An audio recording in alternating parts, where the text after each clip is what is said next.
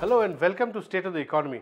Today we have with us a very special guest, Amitabh Kant, Secretary DIPB, who, more important than that, has been leading the Make in India campaign for this government. As you know, Make in India is a single biggest reform item on the Modi government's agenda. It has many dimensions. It has 25 ministries feeding into Mr. Amitabh Kant's department to coordinate the Make in India process, and to discuss that we have him with us today. Very welcome to our show, Mr. Amitabh Kant. You have big responsibility on your shoulders. It's been a year and more, and tell us a few things about how Make in India so far has worked, because it has so many dimensions. Well, first and foremost, it's important that we have manufacturing as a very key driver of India's growth. India cannot grow at rates of 9 to 10% per annum for 3 decades or more till manufacturing doesn't grow at rapid rates.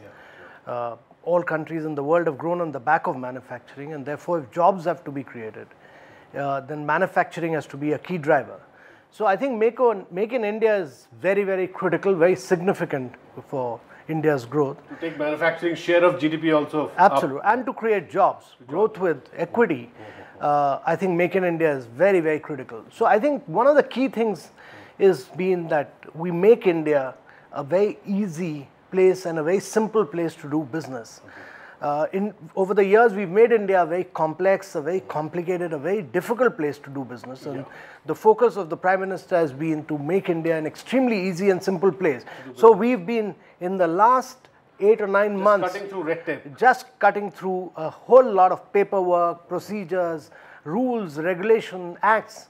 And we've ruthlessly been at it, not merely in the central government, and but in the state governments also. So in the central government, we've created an e-biz platform where we have one single paper, one single point of clearance, one single point of payment, so that, there is complete ease of doing business. We've been able to put 14 services together.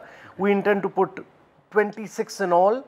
This is work in progress, but we'll integrate all the states also onto this process. And more than the central government, I think we've really pushed the state governments. We've created 98 points. We are evaluating the states against these timelines. By August, mid-August, we'll have the ranking of the states, saying which are the best performing states, which are the worst performing states. So I think a huge level of competitive spirit among states to cut out red tape. And I think this has been one singular achievement of this government in terms of moving forward and making... So in terms of ease of doing business, India has been pretty poorly ranked in the World Bank pecking order. We are 142nd. That's right. And our aim is to bring India down to what, under 50?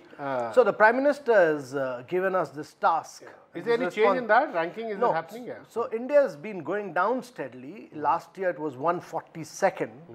The task which the Prime Minister has given us is to make India, bring it in the top 50 in the next 3 years. And we are very, very confident that we'll push India into achieving this. What is it that makes us 142nd so far at the bottom among 190 odd countries? I mean, what are the 2-3 key issues? What are the low-hanging fruits? Please tell us. So first and foremost, I think starting a business, starting construction, getting electricity. There are 9 different parameters on which they evaluate, but we fare extremely poorly in insolvency, in easy entry, easy exit. We fare extremely poorly in enforcement of contracts. We are 186 out of 189 in enforcement of contracts. Why is it so? In India, it takes almost about 1200 days to get a court matter settled. That means it takes you almost over 3.5–4 years. It takes 42% of the commercial contract money goes to advocates, simply too many adjournments. So I think India's improvement is not merely a function of what the ministries do, what the states do. The judiciary has a big role. Yeah. Absolutely. The judiciary has a big role. I think very easy insolvency processes, easy entry, But easy we've exit. had an insolvency law for a while, no? Sarfezi Act, etc. We have Sarfezi law, but I think we need to make many more radical changes, which are presently in the offing. Vishwanathan Committee is giving its report, and I think we should see this through this year. So my view is that reaching 50 is doable. India will have to push itself very hard. This will have to be a national challenge. Every single ministry has to be aligned to this process, this task. So ease of doing business has been one key thing.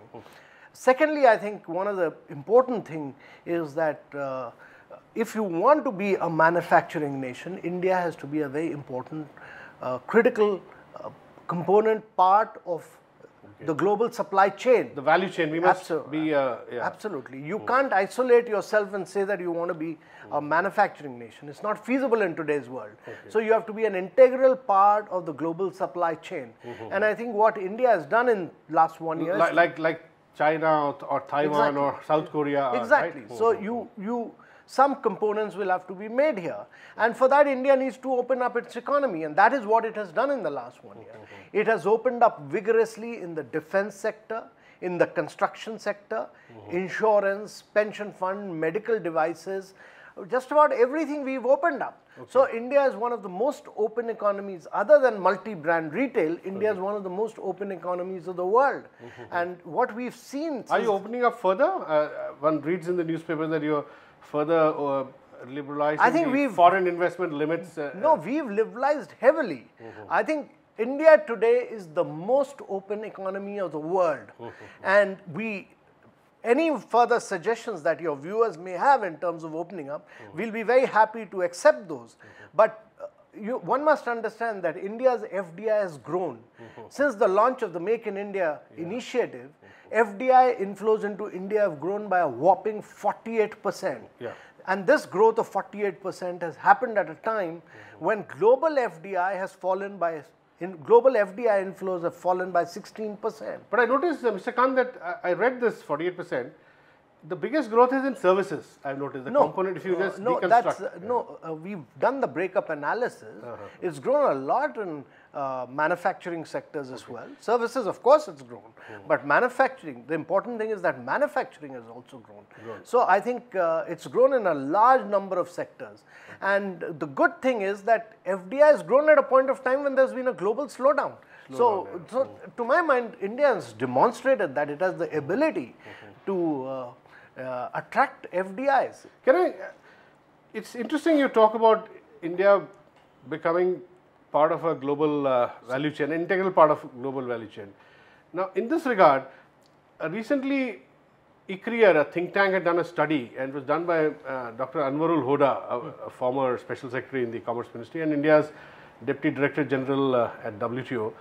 And his study showed, Mr. Kant, that India is not part of the global value chain because of its high local tax regime, number one, and number two, bad infrastructure. From the time that goods land at Indian ports and they reach the factory to value add and then further to be shipped out for exports, he says that an equivalent of 7% of import duty gets added to the cost because of bad roads, bad turnaround time at the ports.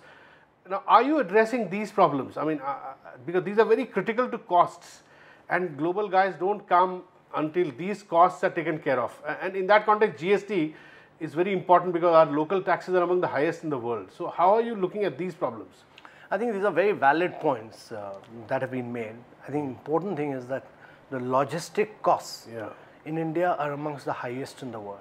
And they are the highest in the world because, one, there is deficient infrastructure.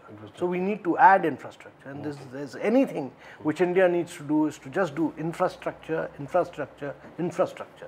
And we need to focus on implementation in a very big way on infrastructure. And the tax regime?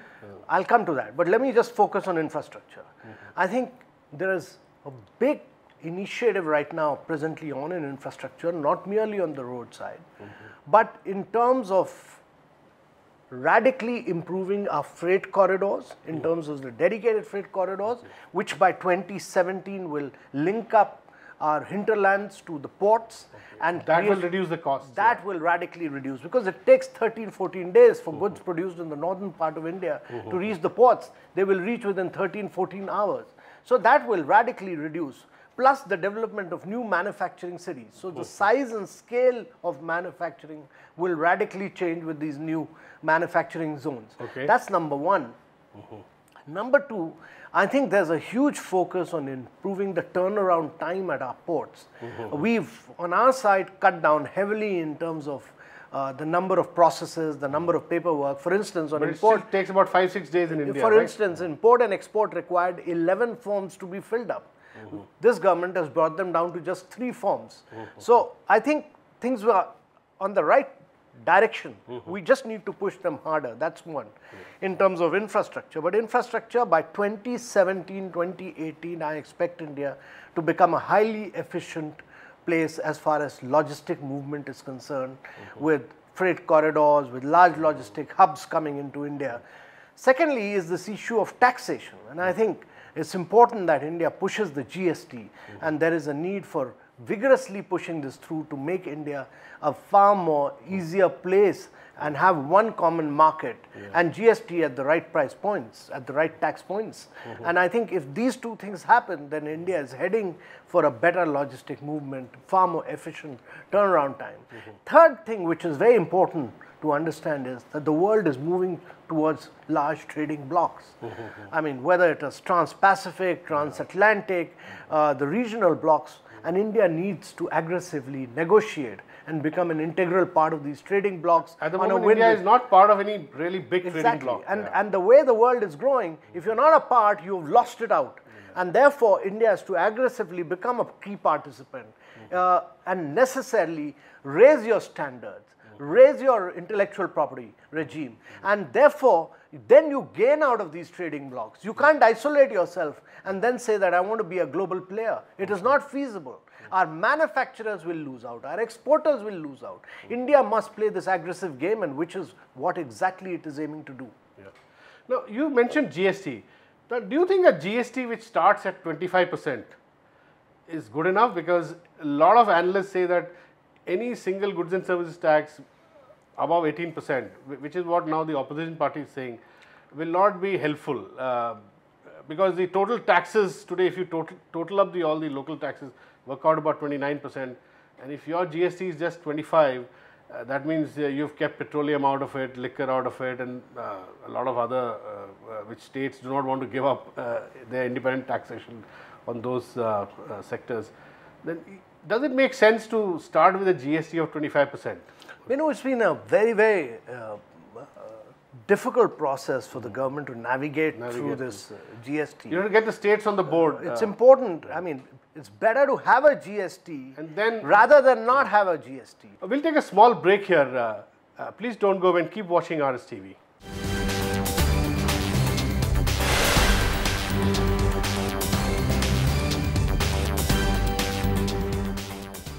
Welcome back to State of the Economy.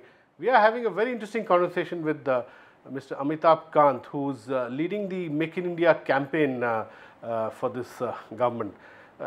So, Mr. Kant, you're also coordinating with, as you said, 25 other ministries. You're coordinating with the state governments. What is the response? Are state governments, are they assimilating the importance of this whole project, and do they see the benefits flowing? Are projects coming up? Any big projects that you've seen the last 6 months? Well, I see a huge amount of competitive spirit amongst the states. We've pushed this reform agenda of ease of doing business amongst the states, and I've seen states really working hard. I mean, even states like West Bengal, Uttar Pradesh, they've really tried to work hard. And I think you will see the benefits. Is land acquisition a problem at the moment? You will see several benefits of this. Interestingly, recently Mr. Modi, Prime Minister Modi and Finance Minister Mr. Jaitley have said that because of this competitive spirit among states, or to further foster this competitive spirit, maybe the states can look at bringing their own amendments specific to their needs on land acquisition. Do you think that makes sense? See, India needs to amend the present Land Acquisition Act. It's highly complex. It's extremely tedious. It's, to my mind, too complex. It's not in favor of the farmers. It's not in favor of industry. It's extremely bureaucratic in nature, and it has too many committees, and to constitute these committees and move forward is a 6 to 7 years time frame. There's too much bureaucracy introduced into the framework of the law, is it? It lacks a certain level of clarity as far as implementation is concerned. So India needs to move forward if it needs to create world-class infrastructure. And India needs to do it, and every single country of the world has done it at this stage of its growth and development. You need land for drainage, for sewage, for solid waste, for transportation, for providing access to our farmers, and it is inevitable we do it. And I think we need to set this right, and I think we need to depoliticize the process of land acquisition, to my mind. And it's important that we are able to make it a far more simple process, which is to the benefit of our own farmers and which is to the benefit of our country in terms of creation of better infrastructure. And I think if the central government has done this, to my mind, it's necessary that the central government sorts it out. But if it is not happening, then you need to just unleash it through the state, through the enterprise of the states, and allow the states to compete with each other, because the states want to move forward. The center shouldn't be holding back the states. And I think we just need to move forward. We are losing too much time. If India needs to grow at rates of 9 to 10%, we are losing too much time. Because there is a view that it's a state subject, land is a state subject, just as labor law is a state subject. And just as Rajasthan introduced some changes in the labor laws, which were subsequently cleared by the president. No, but can a similar process be adopted for land acquisition by some states? Then if land is a state subject, which is what my belief is, then the center should not have enacted such a law. Having enacted such a law, you've created a mess for all the states. Now, you need to set it right. If you're not able to set it right, then you allow the states to move forward. But I think we need to quickly do it so that trunk infrastructure can move forward. Trunk infrastructure. We need to get the drain. I mean, you can't build a country without drainage, without sewage. How can you build a country without highways? How can you build a country without freight In this corridor? context, let me come back to, I had interviewed you earlier on Rajya Sabha TV when you were heading the Delhi-Mumbai Industrial Corridor project, and that's a kind of infrastructure project cutting through states. And as you said, that will actually reduce the cost of doing business in terms of your goods landing at the ports and then being transported to the factories and then transported back after value add to for export. Is that coming up on time? Is that keeping it deadline? The Delhi Mumbai. No, fortunately, the freight corridor land had been acquired, so during the earlier government. So the dedicated freight corridor will be there by 2018 beginning. Both the Delhi Mumbai freight corridor and the Chennai and the Amritsar Calcutta freight corridor. The 5 new cities for which land has been provided for by the state governments, those are coming up right now. So you'll have 5 new cities on the back of the Delhi-Mumbai corridor. But we are also doing the Chennai-Bangalore corridor. We are doing the Bangalore-Mumbai corridor. We are doing the Chennai-Vizag corridor. So these are the big infrastructure projects. These are large infrastructure projects, and we are facing huge amount of issues as far as getting the land is concerned. The state governments are finding it impossible to move forward. We have created bottlenecks for the states. I mean, states are not able to move forward. You've just tied up the hands of the state governments. So therefore, it's very critical that the state governments are allowed to amend laws to suit their requirements. Absolutely. The states want to move forward. The states want to grow at high rates. And if the Indian states grow at 10 to 11%, India grows. Tell me, now coming back to foreign investment issues, because Make in India also has a huge foreign investment component, especially in defense and high-tech areas, where there may not be very high employment level, but then those technology is very important. Now, IPR has been a big issue. When Obama was here, American corporations, both Prime Minister Modi and Obama met Indian and American CEOs, and this was one of the big sticking points. And as you said, if India wants to go globalize, it will have to follow certain practices which are in sync with global practices. So, are we looking at reviewing our IPR practices, or what is the stage at which the IPR reforms are at present? First of all, Venu, let me clarify that India is totally TRIPS compliant. Yeah, okay. Indian laws are totally TRIPS compliant. That is true, yeah. Indian law, Yeah, totally TRIPS compliant.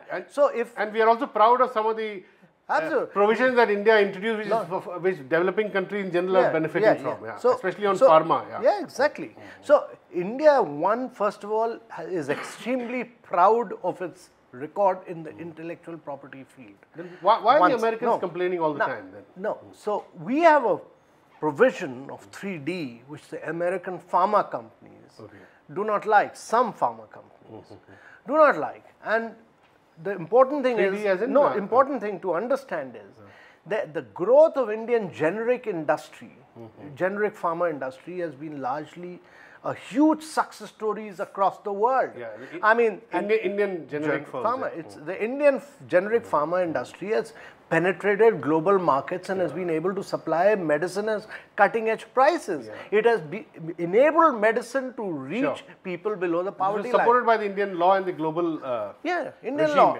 absolutely. And one must understand that we are in a very vibrant democracy. If we are not able to provide medicine at the right price points, it will be very difficult for the government to survive. And therefore, to provide medicine at the right price point is a very critical component and a commitment of this government. Now, when we talk, we are great believers in intellectual property. We aggressively believe in respecting this. There's been only one case of compulsory licensing in India that went right up to the Supreme Court. And we won the case. Now, we've convinced now all the American pharma companies that they must understand the Indian democracy and that they must invest. And I'm very happy to tell you that in the last few years, they've come around and that India is actually evolved as a great R&D destination. You know, in the last 4 to 5 years, India has seen about 10,000 companies getting into R&D in India. Hyderabad and Bangalore have become some of the greatest places for R&D. They are employing close to about 500,000 Indians in Hyderabad and Bangalore. And today, India is a center for research and development. For R&D has moved out of the head offices of the multinational corporations and relocated itself in India today. So there's going to be no change in the compulsory licensing procedure as provided in the Indian laws, right? Then what are the IPR other issues that they are talking about? We want our intellectual property regime to be absolutely the world's best regime, and therefore the government has constituted a very high-level task force headed by a very distinguished jurist to draft out a new intellectual property rights policy. That draft is ready. We've circulated it to different ministries. After the comments are received, we'll take it to the cabinet, and India will have a IPR policy for the first time. Oh, for the first time? And it will encompass everything? All aspects. All aspects? All aspects of intellectual including other technologies, absolutely, etc. A very dynamic, vibrant IPR policy India will have. Okay. Now, after talking to you, Amitabh, one gets the impression that it will take 3 years. You said 2017, the industrial corridor will happen by 2017. Then you said ease of doing business will also take about 2-3 years to bring India down to from 142nd rank to below 50. So do we take this to believe that by say 2017 end, this Make in India will really, the whole framework will be fully in place? Is that what you're suggesting? Let me first say that a lot of things are happening. There's a huge energy, there's a huge vibrancy, there's a completely new dynamism. I mean, you must go and see some of the new investments that have happened in the country. You must go and see the new Daimler plant in Chennai. You must go and see the new facility of the General Electric, which is one of the world's best manufacturing facility in Pune. You must go and see the JCB plant in Rajasthan. These are all great manufacturing plants. You must go and see some of the unique manufacturing which is taking place in aerospace and defense manufacturing segment. Yeah, I mean, look at the Skiroski helicopter. Its cabin is entirely made here. Boeing parts, Aerobus parts, they're all getting manufactured now by young entrepreneurs in India. So I see a huge, I mean, look at what we've done in defense. Taken out 60% of the items which are through the licensing process out. So I've seen a huge amount of process of manufacturing getting unleashed in India, and I see this on a continuous growth path. That's number one. Number two, a lot of work has been done on ease of doing business. We'll crack this, we'll deliver this, and I think India will radically improve its position. We'll bring it in the top 50. The work on infrastructure is presently on. We've done action plan for the states for 1 year and 3 years on of the different ministries for the Make in India. All ministries are implementing the action plan for the 3-year plan. All these are under the process of implementation right now. So I see a huge amount of action. Now there are legacy issues. There are legacy issues in terms of land acquisition, in terms of consistency. This will take some time to resolve. It will take some time. And to my mind, the direction is right. The course is absolutely perfect to my mind. We'll just need to provide it a bigger impetus, and we are on the right direction totally. All the very best on all these initiatives of yours. To my mind, we need to be absolutely optimistic about growth. India is an oasis of growth in the midst of a very barren economic landscape. We are growing at 7.5%. Sure. Our FDI is growing by 48%. It's unheard of. There's no room, no space for any pessimism at all. Okay. Yeah, so all the very best for all your initiatives. Thank you. That's all we have in this edition of State of the Economy. We'll be back with you next week. Thanks for watching.